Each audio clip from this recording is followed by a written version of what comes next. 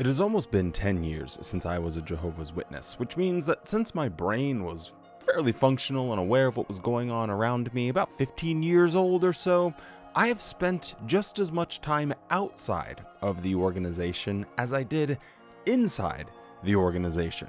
And I know what you might be thinking about, well, what can I do for commentary? You're probably looking at me like I'm...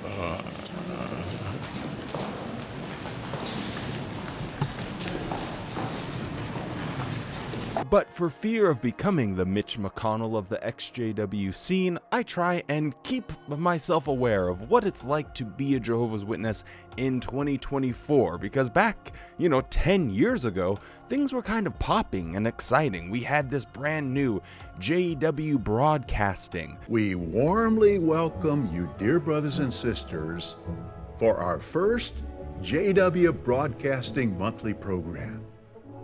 Here are some of the highlights you can look forward to. If you want to live forever in paradise, you must study, go to the meetings, and share in the preaching work. We've been groomed. This is what Jehovah wants you to do. Do you think Jehovah will be happy or sad? Sad. Yeah. Do you want Jehovah to be sad? No! We've been groomed. Sometimes I help to get everyone ready for the meeting. We seem to manage all right. But things are really hard.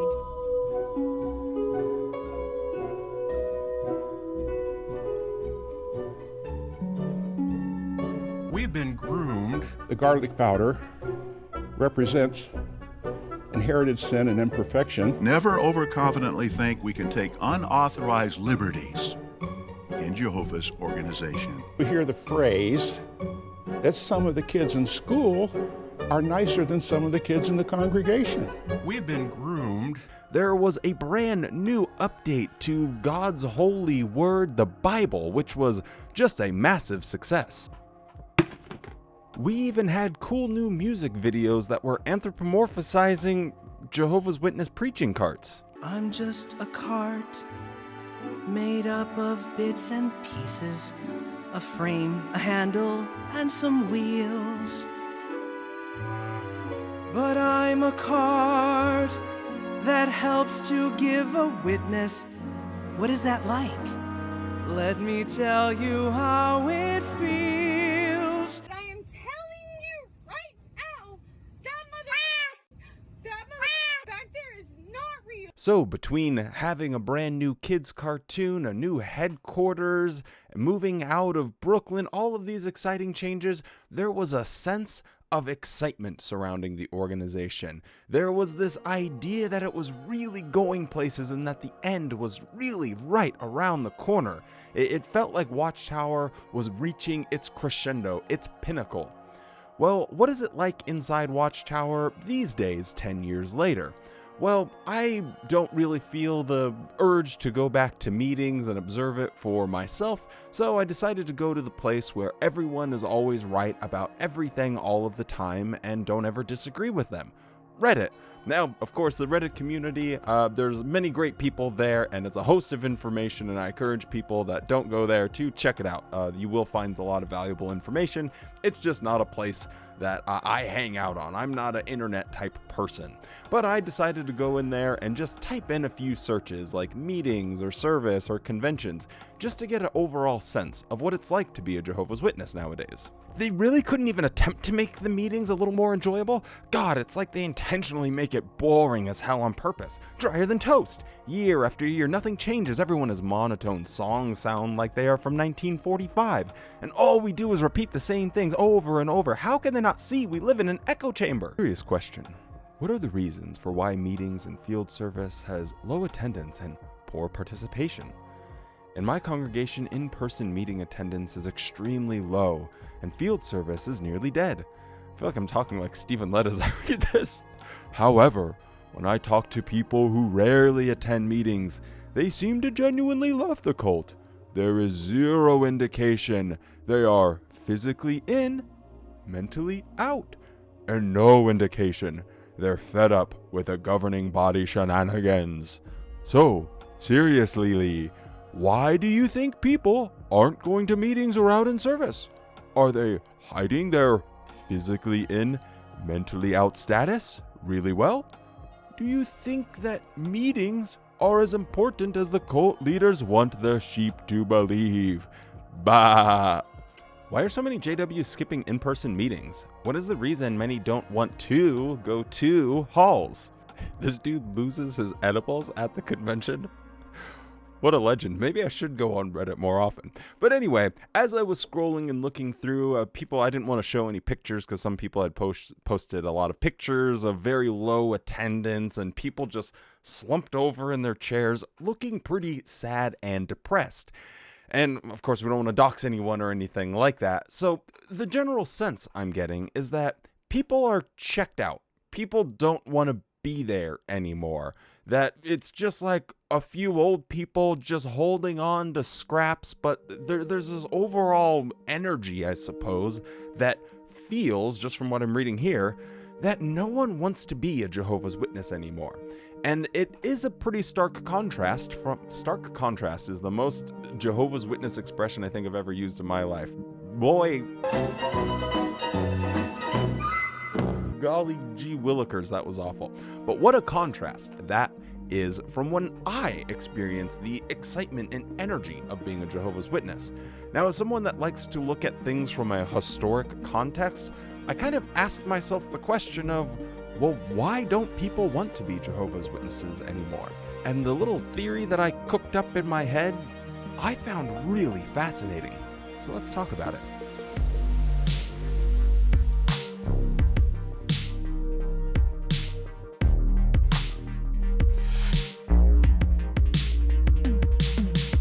Now, before we get into my hypothesis about why Jehovah's Witnesses don't enjoy being Jehovah's Witnesses anymore, I think it's important to remember exactly what we're talking about and just how important religious belief is to people.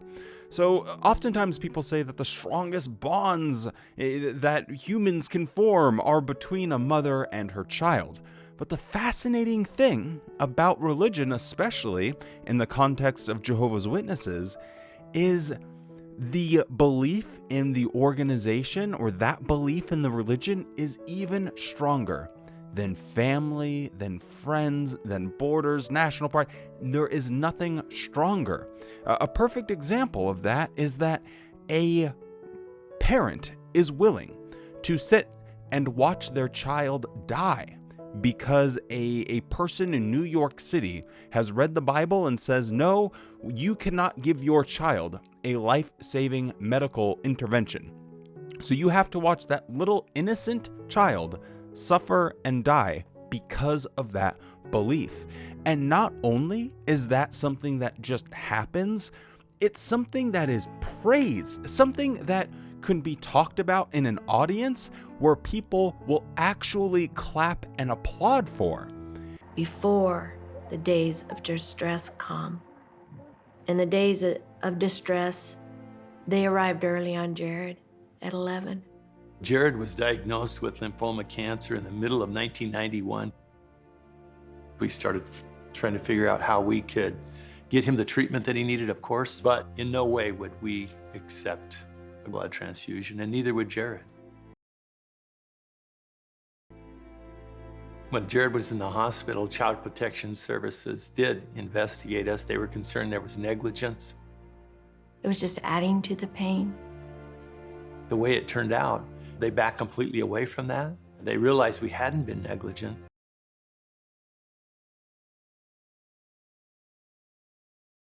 Because it's almost like you're living a nightmare.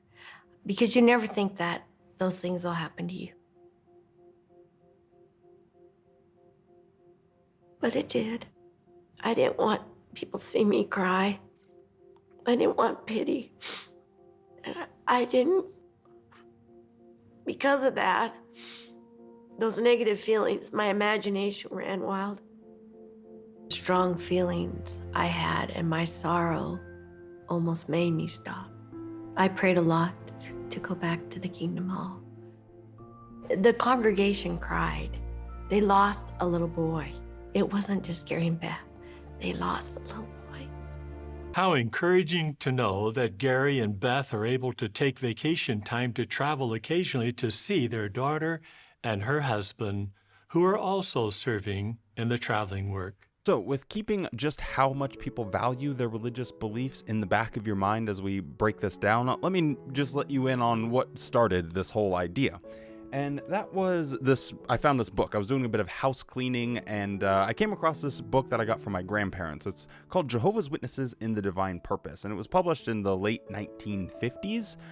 And it's a very interesting book. I'll probably make a whole video just about this, but it's in the manner of like Tacitus, I suppose, where it's like a dialogue. I don't know why I keep saying it's like.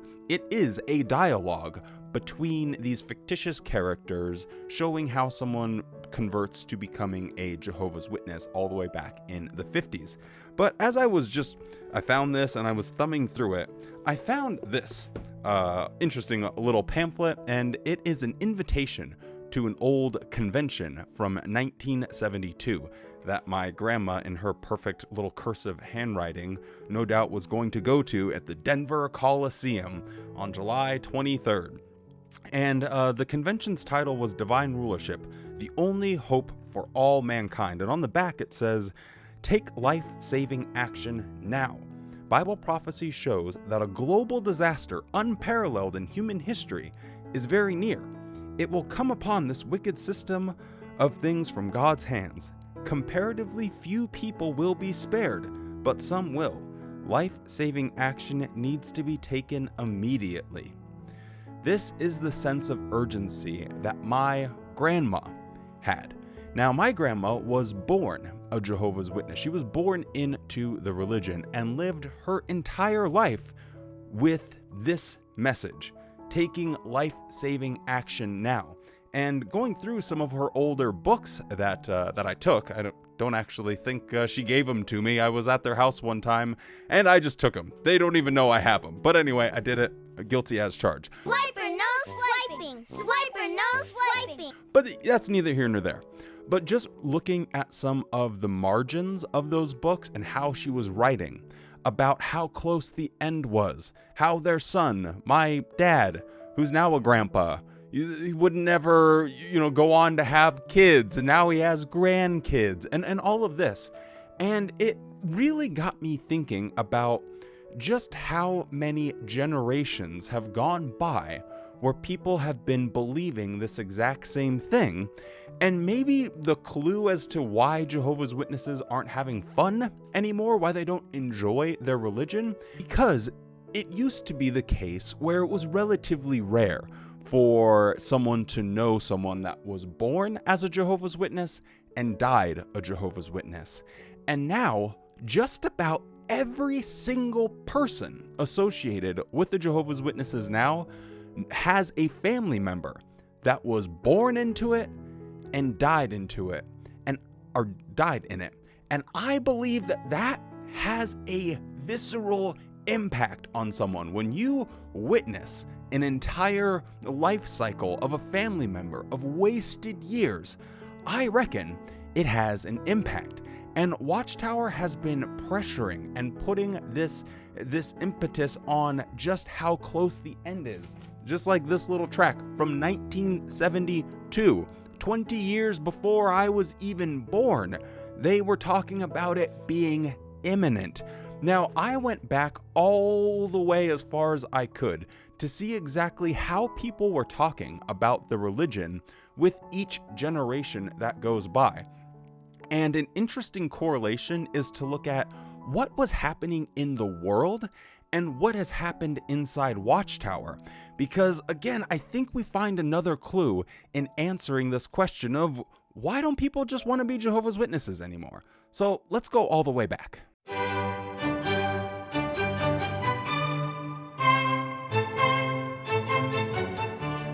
The year is 1914, and the world is changing at a rapid pace. In Florida, the first commercial airplane has taken flight. and it went a staggering 17 miles. Before Tesla, Henry Ford, and Thomas Edison had cooked up this beauty right here, which was able to go a whopping 20 miles an hour. Concussions didn't exist back in the day, so football players could wear helmets that looked like this. And speaking of headwear, the Germans marched into World War I with their Pekaubas. I don't know if I'm saying that correctly, but there goes my knowledge of World War I history. But they marched into battle with leather helmets, and after an incredible amount of head injuries, they got the brilliant idea of, hey, maybe we should wear some steel or metal helmets. And we were lining our walls with lead. I kid you not, this is the world back then. Listen to this Dutch Bros ad. The care and knowledge heretofore necessary to be sure of securing pure white lead paint is now simplified down into knowing this boy. And then they showed their signature Dutch boy thing. But the ads that they would have, even portraying children using this paint that was full of lead, it's just absolutely insane, the world back then. So what was going on with the Bible students, as Jehovah's Witnesses were previously known? What were the sentiments of the people that were there, boots on the ground, serving the Watchtower organization? Well, notice what this one letter that was written to the Watchtower that they used to publicly publish had to say.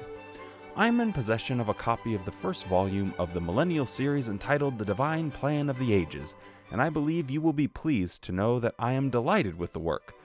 I never have seen anything before that has shed so much light on the meaning of the Bible as it does. I have been a close Bible student all my life since a boy, but I have been wandering in the dark most of the time until now. The scales have finally fallen off my eyes at last, and thank God, before it was too late. I was born of Christian parents who belonged to the Presbyterian Church, was baptized in that faith, and lived all my life in the belief of the doctrines connected therewith. But of late years I have had some misgivings in my mind. I never could see how to reconcile some of the teachings of the church with some of the passages of Scripture.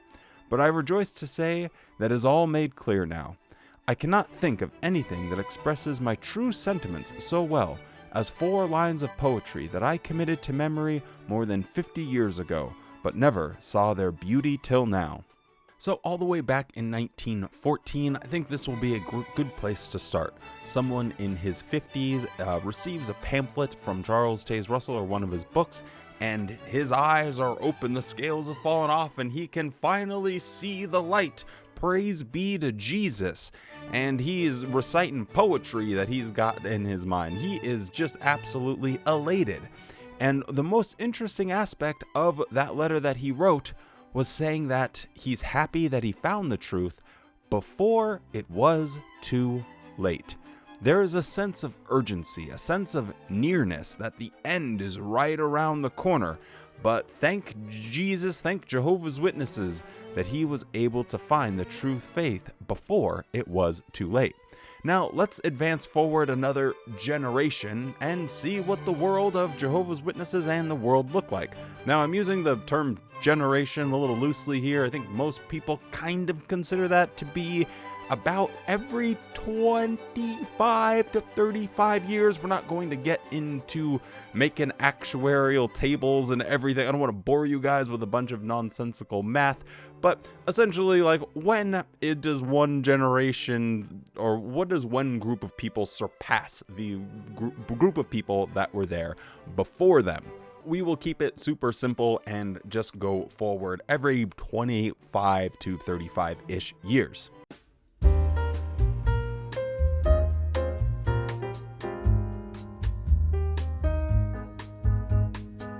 And now we jump forward to the 1930s, where chemical and pharmaceutical companies are gripping the balls of the Western world and pushing massive, interesting products down their throats.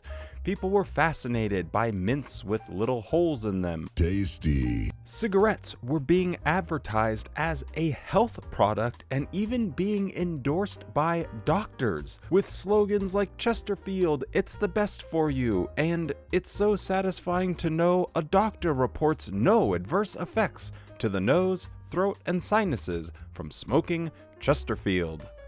And speaking of doctors, if you're feeling a little bit blue, maybe a bit depressed, hey, go to your local pharmacy and get yourself some amphetamines. Yippee! They ask you how you are, you just have to say that you're fine when you're not really fine, but you just can't get into it because they would never understand. Now, while this miasma of corporate greed was advertising and shoving ridiculous things down people's throats, there were the Jehovah's Witnesses. And remember, these are real people writing these letters to Watchtower. People like my great-grandparents and grandparents, people like your great-grandparents and grandparents that had lives full of potential, endless potential to do extraordinary things. And yet, they were so convinced of this. Greetings on Jehovah's name. Wish to take this opportunity to thank Jehovah, you and the Bethel family for the wonderful provision made for the pioneers. 3 or 4 years ago, I had a desire to be in the front ranks in the Lord's work, but because of other responsibilities, was unable until this year. Was privileged to attend the Los Angeles convention, and it put such zeal into me, it inspired me to sign up as a pioneer, as long as I was finally freed of responsibilities. The food which the Lord has so graciously provided for his people is certainly sustaining, uplifting, and convenient at this time. Riches, which was a book back then, is enriching. The 2 issues of the May Watchtower are timely, and there is every indication that the time is short until Satan's end. And it is indeed the greatest privilege for any creature on earth to have a share in pressing the battle to the gate. We can rejoice that this is Jehovah's battle, hence the assurance that the victory is certain. So again, another generation of people that was certain, 100% confident that the end was very near and that they should make some personal sacrifices in their life so they could spend more time preaching, because preaching was way more important than any other responsibilities that they might otherwise have to try and better their life or make the world around them a better place. No, why focus on any of those things when Armageddon is right around the corner? And they are so confident that the time is short. So let's jump forward another generation.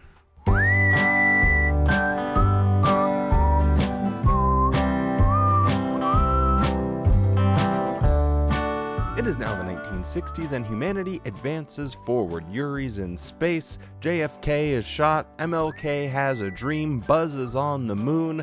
We have some really wacky ideas about trying to treat medical problems such as homosexuality. Yes, they thought they could find a cure for the disease of homosexuality by none other than electroshock therapy, or even using electroshock therapy on children. Boy, those were some wild times. And it was especially wild times for religions in America. There was this kooky plan that was drawn up by corporations and religious figures to make America more Christian. And so even in the Pledge of Allegiance, which was otherwise secular, now contained one nation under God. And 1 year later, I believe in 1955 or 1954, there was an effort to have it stamped on all of the money used in America, "In God We Trust." And this was in a really effort to ramp up the religiosity of America.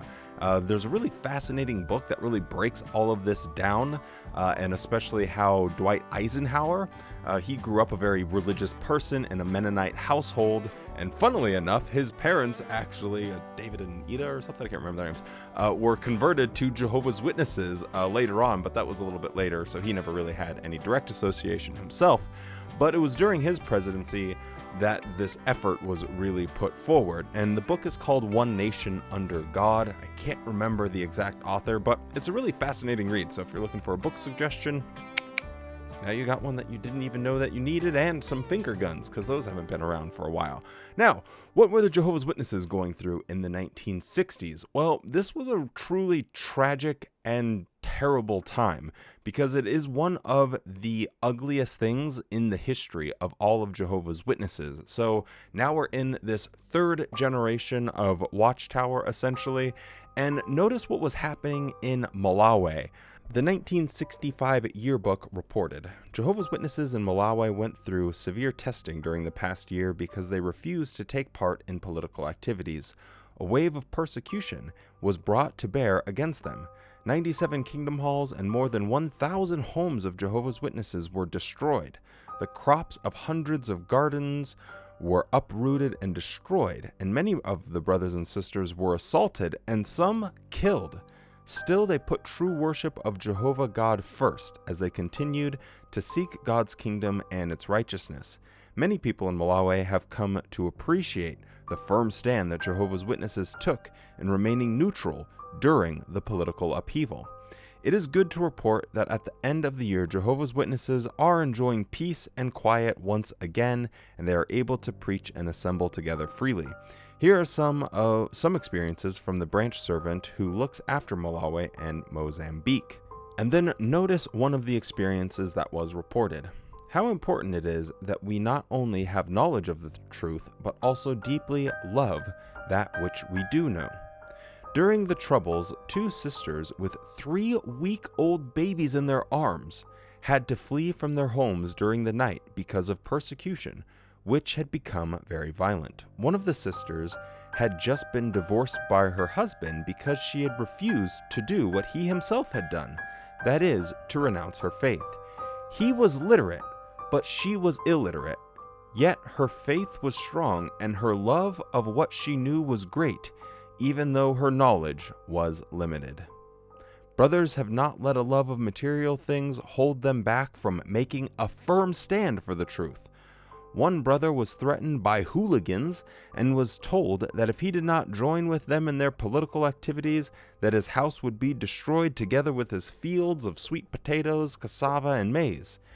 He refused to compromise and said that it was up to them what they did, and that these essential things meant nothing to him compared with the truth, even though they were all his worldly possessions. So even in the example that they give, being faithful to Watchtower is more important than your own life, than the lives of your 3-week-old children, of your entire livelihood. And remember, this is the 3rd generation of Jehovah's Witnesses, and yet they're still, to this point, holding out for this hope of this future day of Armageddon where all their problems will go away, but they have to remain steadfast, or else they're going to die at Armageddon. So it truly sickens me to know that while Watchtower corporate heads are sitting there debating about whether or not they should vote a particular way, or, rats, the person that would have voted, hey, we should tell the brothers in Malawi that they can sign the political card. Yeah, but I gotta give a talk in Italy, so tough beans for them. I mean, they don't really have beans because their fields and everything were burned to the ground. Haha, let's go drink some whiskey and pat each other on the back. It is disgusting. And like I said, I made an entire video on it, so you can go and check it out if you want a little bit more detail about exactly what went on there. But here we are in the 3rd generation of Jehovah's Witnesses, and people are still not only willing to die for this religion, but even worse, they're willing to live for it.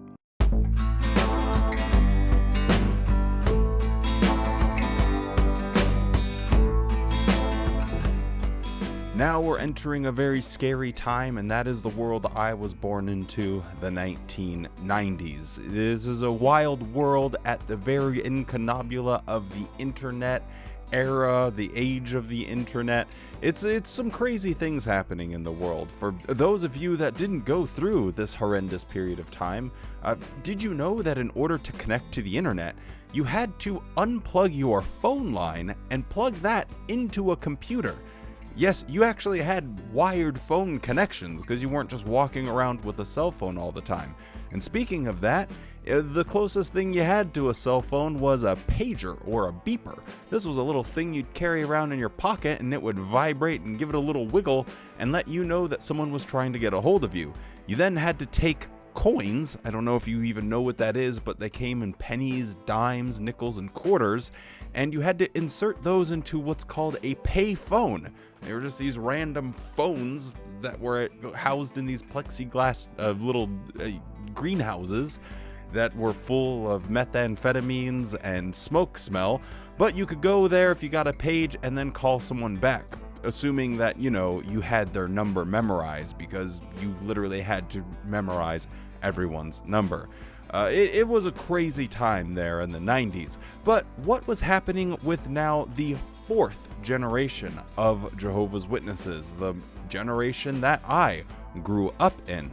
Well, this quote is going to sound a little bit confusing and different, and I already told a little bit about my personal connection because this is where my family comes into it, so I'm not going to read like a actual life story because I could just give you mine, but I just want to highlight one thing about how Watchtower and the Jehovah's Witnesses still had this sense of being this scholarly, deep biblical, finding out the meaning of prophecies.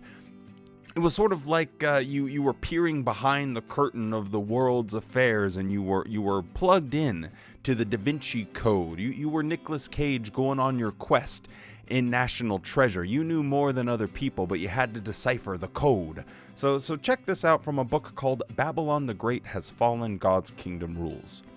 The dual feature of this world power arrives by the 19th century. Concerning it, God's angel predicted, when he does arrive, he must remain a short while. In view of the long duration of the 6th or Roman world power, the 7th or British-American dual power can remain only a short while. Now that the kings of the entire inhabited earth are being gathered to a place or situation biblically called Harmageddon for their destruction. Even if we measure from the above-mentioned date of 1763, the time till the war of the great day of God the Almighty is comparatively a short while. The most of this short while is now in the past. Its marked end is near. The 7th world power is the main promoter and supporter of the United Nations, the present form of the image of the wild beast. Certainly then, this international arrangement for peace and security must go down into destruction when the Anglo-American world power does at Harmageddon. Destruction is what God's angel predicted for this scarlet-colored wild beast by saying, "The wild beast that was but is not, it is also itself an 8th king, but springs from the 7th, and it goes off into destruction." Amen, brother. So first off, what's with all the gobbledygook? Well, this is how Jehovah's Witnesses used to dissect everything in the Bible. They would correlate these visions and prophecies of these statues and these times and these images of wild beasts and growing out of another wild beast, one that is and isn't and is soon to be. All of that had very specific meaning in the real world. They were claiming that the British and American rise to prominence in the world scene was fulfillment of Bible prophecy, and as they said, this was only to remain a very short while. I know in modern days people laugh at Stephen Lett for how he likes to say we're in the last part of the last days, but this was something they were also saying in the 1990s when they said the most of this short while is now past. Its marked end is near. So again, you are entering a 4th generation of Jehovah's Witnesses that are constantly being bombarded with this idea that the end is right around the corner. It is here.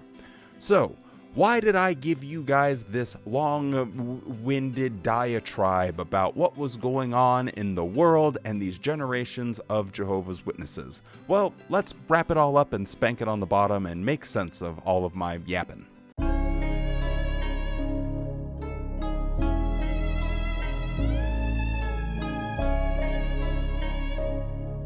So why are people losing their enthusiasm for being a Jehovah's Witness in 2024?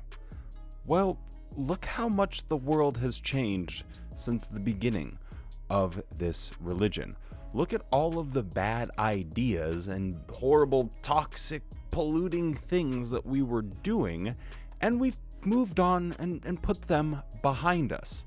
Legitimately, honestly, and earnestly, imagine a situation where in 2024, you are telling your children that airplanes don't exist. And when it's like, but Mama, there's one right flying over in the sky. And you're like, nope, come on inside, Ralphie. Mama needs a cigarette. She's trying to lose some weight. We'll go and put some Scotch Guard on your peanut butter and jelly sandwich. And then we'll give you some 7-Up because that's a good, healthy drink for kids your age. Imagine you were living in a past time where it's like, hey, you know what? Kid's a little bit fussy and having trouble going to sleep. Let's give him meth or some electroshock therapy. We, as a species, have moved past these bad ideas, and it would be criminally insane. It would, you almost can't even laugh at when you're trying to think of it as a real concept, that someone would hold on to these ideas despite this mountain of evidence surrounding it. We have all of the proof that cigarettes aren't good for your health. Doctors do not recommend cigarettes. It would be crazy for you to walk into an airport and think, oh man, this is really obtrusive. I don't like all of this security. Can't we just go back to the days when I showed people my plane ticket and I hopped on board, lit a cigarette, and had a gin and tonic? No, I don't think we want to go back to those times before rigorous airport security because it's a massive safety concern. We find the problems in our society, we find the things that are just, we can all agree on, are objectively false and wrong, and we progress and move forward. What about Jehovah's Witnesses? They have a history of generations of people believing that they can make finger paintings with lead paint, that they can live in their house with asbestos, and everything will be totally fine. For me, I like I said here on this timeline, I'm like a 4th generation, but now there's 5th generation Jehovah's Witnesses that have witnessed 4 generations of people wasting their life from birth to the grave, holding out for a promise that absolutely never came, and they were 100% convinced that the end was always around the corner. Now, I truly and genuinely believe that no person, no one, with all of the evidence that's always being sort of chirped about around them, if you were one of these people that's trying to hold on to a bygone time and it's like, no, the internet doesn't exist, but hold on, I gotta order something from Amazon. At some level, your brain, however split and divided that has to be, and I know cognitive dissonance is a powerful thing, but on some level, you just know it's wrong. You just know something is not exactly right here. And it becomes more evident when you have a personal relationship with someone that has gone from the cradle to the grave, believing in something that wasn't true. It certainly would have an effect on me. I knew my great grandma. She was born in 1911, and she despite not having a prefrontal cortex, was able to remember what happened in 1914, and she would tell fanciful stories about how she was a little girl and looked up to the sky and saw Satan and the demons being cast out of heaven, and there were fireballs coming down from heaven. And I was probably too young at the time to really even I thought, whoa, that's pretty crazy, but hey, at least we have ice cream, so it's all good to go here. I would just say, yep, no problem, gam. How about you keep on keeping on with that ice cream? But when it comes to my grandparents, and I'm a little bit older and have a different sort of relationship, I'm able to see things slightly clearer and realize that this whole thing is a waste of time. And as the world evolves and transforms around them, they just stubbornly and arrogantly refuse to acknowledge it. And I know for a fact that a Jehovah's Witness on some level must be embarrassed by the choice that they've made to put away their entire life, their career, oftentimes a majority or a good percentage of their family even. Imagine you have brothers and sisters and kids or aunts and uncles that you've chosen to shun, completely cut off from your life based off of this lie, this thing that on some level, you know it's a lie. You're going to be so embarrassed. Then you're studying a children's book. That's going to be embarrassing. The whole thing is embarrassing. Imagine that you grow up in a family that gambles. They spend 24/7 and no one ever wins. No one has ever won at this casino. In fact, everyone has always lost at this casino. There's been mountains of evidence, newspaper reports and TV stories, first-hand accounts of people saying everything at this casino is rigged. It is not worth it. Everyone that has ever gambled here has lost. Imagine someone is bringing in a 5th generation of gambler and telling them, nope, we push this button. It's going to be all coins at one point. We're going to stop getting the lemons. Imagine just how depressing and sad that would be.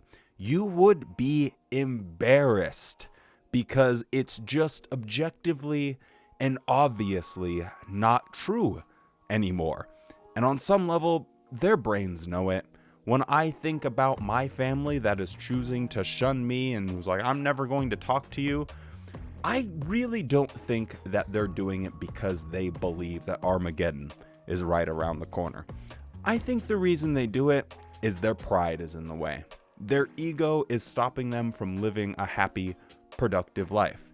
They would rather be right than to be happy. And that is just a really sad and depressing reality. But I oftentimes when I'm making videos or looking at this new age of Watchtower that I barely understand anymore, I find myself saying, how do people believe this anymore? Why do people still believe in this?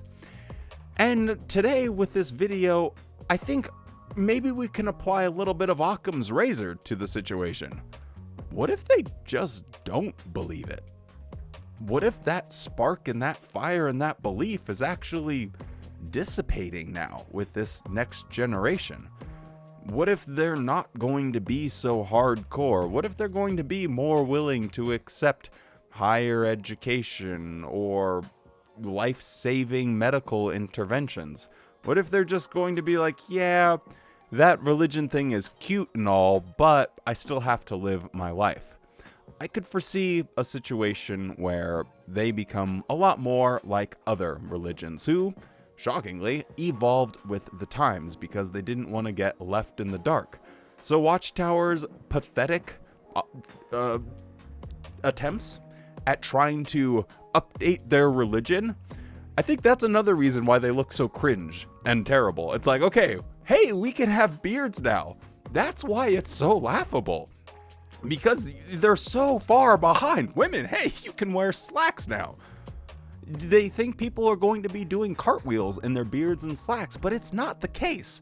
So that's basically my hypothesis of why this Jehovah's Witness religion, at least if Reddit is to be believed, and every single person I've ever talked to ever that has been at a meeting, or the few that I've gone to, why they all just seem so freaking depressed.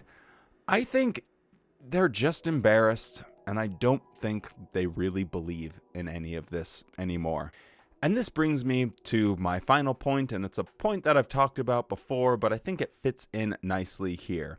A question that keeps coming up that people ask is, whatever happened to Tony Morris? I want to play you a few highlights from a talk that never made its way to JW Broadcasting. Now, if you guys remember, Tony Morris, one of the most outspoken and unique members of the governing body, was unceremoniously yeeted from his position and went out not with a bang, but with a wet fart. He just remained silent, and no one really has any answers or knows what happened to him. What we do know is that they tried to remove some of his videos from the JW broadcast, or from JW.org, and that this was also slated to be released on JW.org, but after he was cast out to some hobunk town in North Carolina, they decided not to release this. Of course, it was leaked, as with a lot of things with Watchtower, but I just want you to listen with this sort of cooked up hypothesis that I have brewing here in the pot of Wally stew. That was maybe the worst turn of expression I have ever come up with, and I've had some humdingers. Anyway, Tony Morris, talk about smoke. Get me off of here. This morning I thought we'd talk about the theme, beware of Satan's temptation to make you smoke. We're talking about the way Satan himself smoked many years ago. Now, literally in the Greek, puffed up with pride is be made to smoke. So the point there being that if you're made to smoke, you're wrapped in smoke. Now, if I was sitting here wrapped in smoke, I couldn't see myself clearly, and you couldn't see others clearly because you're wrapped in smoke.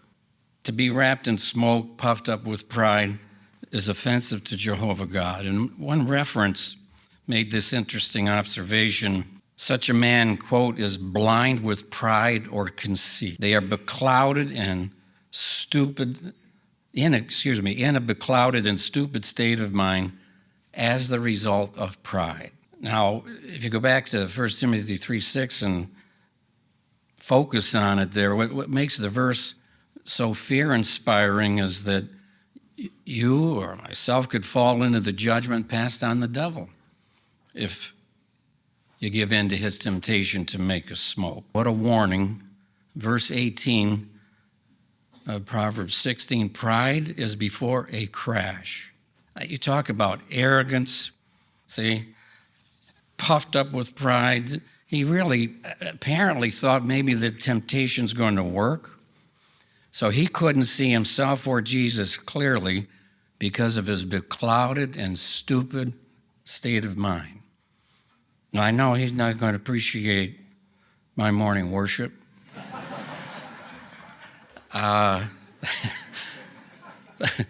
governing body's already being targeted like never before by this wicked one, so that's the way it is. We stand by Jehovah's side. We recognize we worship Jehovah, the true God, period. Now, I have said that I think Tony Morris was a true believer, that he actually really believed in the doctrine, and he was standing in the way of progress. The leadership were trying to take the organization in a new direction, and when they had voting power, they had to get rid of one of the most outspoken members who was standing in the way of change. And I feel like maybe this was his warning shot to everyone out there, there at the Bethel family, talking about pride and arrogance and how that was just like Satan, who's wrapped in this smoke. And of course, he says that Satan is attacking the governing body more than ever, but who do they worship? The one true God, Jehovah. period. Not the organization, not men, not this doctrine or anything, but they worship God. Or maybe in Tony Morris's mind, as he was trying to say, was we should worship God and not these arrogant jerks who are about to kick me out and forever change this organization. Maybe Tony Morris was on to something.